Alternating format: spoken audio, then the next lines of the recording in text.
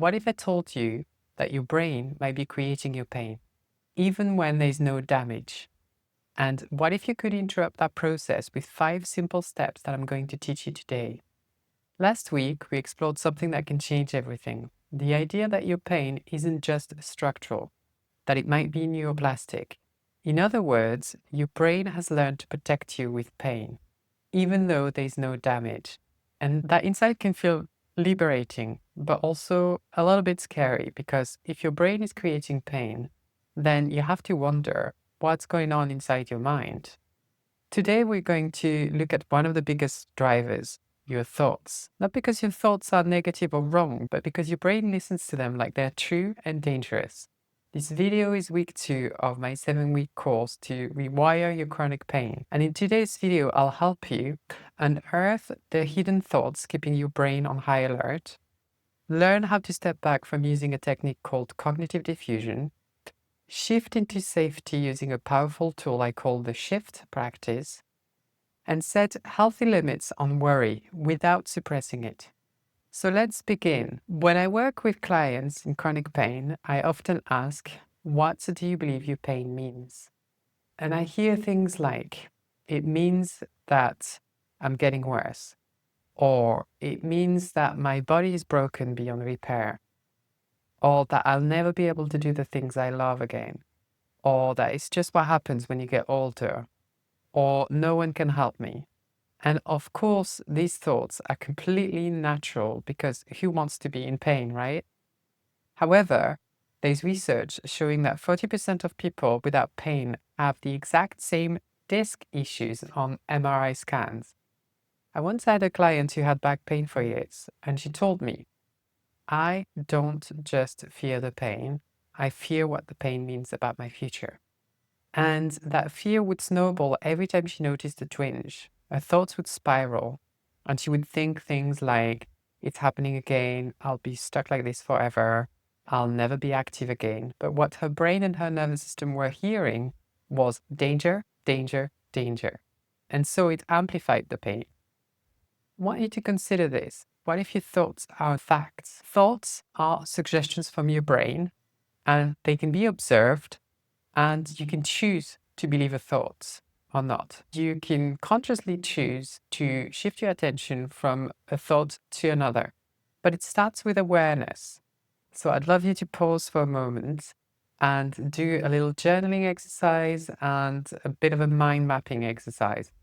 So grab a notebook or a blank sheet of paper, and we'll start with a small journaling exercise. So ask yourself the following questions and take the time to write the answer to those questions.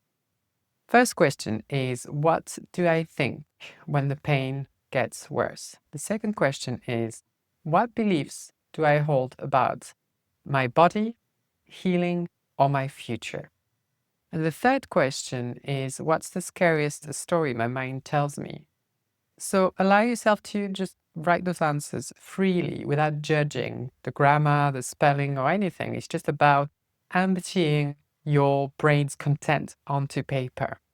And it's very important not to judge, but to simply allow you to assess whether those thoughts are helpful or unhelpful. Another way you could try in order to become more aware of unhelpful thinking would be to draw a bubble in the middle of the paper that says my pain, and then branch out with your thoughts, just any thoughts that you have about your pain. So that's the first step, is self-awareness. It's evaluating without judging. That's really important to make that difference, because the moment you start judging, you fall into unhelpful thinking because you might think negatively about the thoughts that you have just unearthed. So it's really important to not judge, but to simply evaluate. Now, this is where things get interesting. Your thoughts feel really powerful because your brain treats them as threats. Because your brain cannot tell the difference between a real tiger and a thought about a tiger. Both trigger the same protective response. But here's a way to soften the grip. It's called cognitive diffusion. It's about creating space between you and your thoughts so that you can actually choose to consciously shift your attention from that unhelpful thought to something more helpful. So instead of saying something like, this pain is ruining my life, you could say, I am having the thought that this pain is ruining my life. Or you could just say, I notice that my brain is offering the thought, this pain is ruining my life. So take one of the thoughts that you found on your mind mapping exercise or journaling exercise and try to add something like, I'm having the thought, or I notice that my brain is offering me the thought before the sentence. And just try to see if you can feel the space that creates between yourself and the thought. It doesn't feel quite the same to say it that way. And the reason for this is that because you become the observer and not the prisoner of your thoughts. I'm going to show you the 5-step process that helped a lot of my clients break free from this unhelpful thinking. And the tool I teach is called the shift practice. So these techniques really help you move from fear to safety in just minutes. And the more you practice it, the faster it works. So the shift practice starts with the letter S for spot the thoughts. First, what you want to do is catch the worry as it shows up. Maybe it's a thought like, this is never going to get better, or moving will make it worse. Just name it. And that simple moment of awareness activates your prefrontal cortex, which is the rational part of your brain, and starts the rewiring process.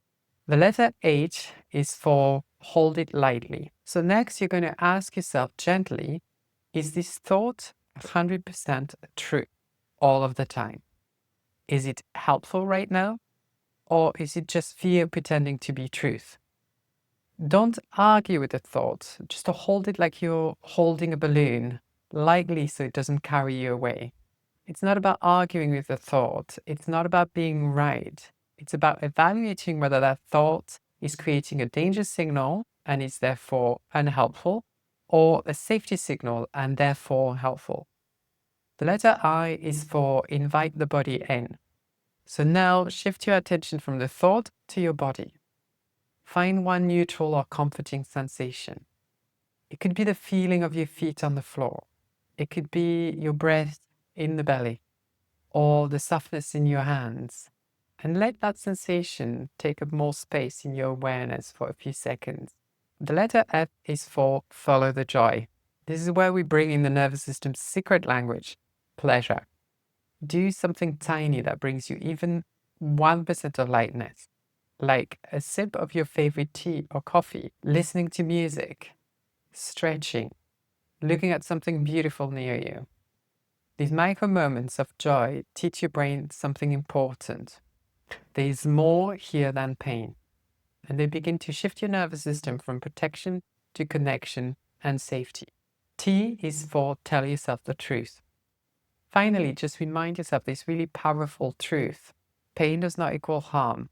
Pain equals protection. It's single sentences like this that can really change how your brain processes the signal. Pain does not equal harm. Pain equals protection. You can repeat this shift practice whenever your thoughts start to spiral. Each time, you're building new neural pathways which are rooted in truth, calm, and connection. So, there you have it, the shift practice. Spot the thought, hold it lightly, invite the body in, follow the joy, and tell yourself the truth. Now, let's talk about something that might surprise you. Worrying is never the problem. The problem is when worrying becomes constant. Your brain never gets to rest. It's like a smoke detector that just never turns off. But here is something fascinating. Research from anxiety specialists show that when we give the brain a scheduled time to worry, it actually stops pestering us all day long. So this technique is called worry time, and it's deceptively simple. Choose a time and place each day, let's say 5:30 p.m. in the living room, and set a timer for 20 minutes. During the day, when a worry shows up, tell your brain, not now, I've got time set aside for you later. And when 5:30 comes, sit with those worries, if they're still bothering you, of course. You might journal them, speak them out loud, or just notice them. And over the weeks, what you'll notice is that this teaches your brain containment, and it shows that you're in charge, not the worry. But wait, I can hear some of you thinking, What if my pain really is from damage? And that's a really fair question to ask. Here's what I tell my clients. Even if there's some structural issue, your brain can still amplify or dampen the signal. These techniques work either way. But if you're really, really worried, go and speak to your doctor, because nothing preventing you from doing these exercises of brain retraining techniques and follow treatment from your doctor. All of this, the thoughts, the worry, the fear, it's not you being broken. It's your brain doing its best to protect you.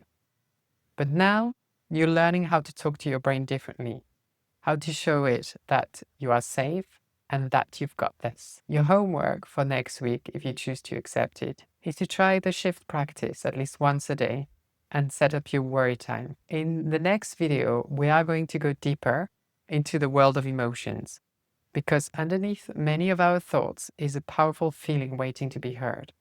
I'll show you why emotional awareness might be the missing piece in your pain recovery. And don't forget to download your PDF guide for this course. It includes extended journaling prompts, the shift practice, and a planner for your worry time. If it's not there in the description, it's because I haven't finished recording the course, and I will put it in the description as soon as I'm done with the recording. The same goes for the next video. If it appears on the screen, it means that it's been recorded and you can go ahead and watch it. If not, it will appear next week. So remember, your pain might be real, but your capacity to heal is just as real. Enjoy your week, and I'll see you in the next video.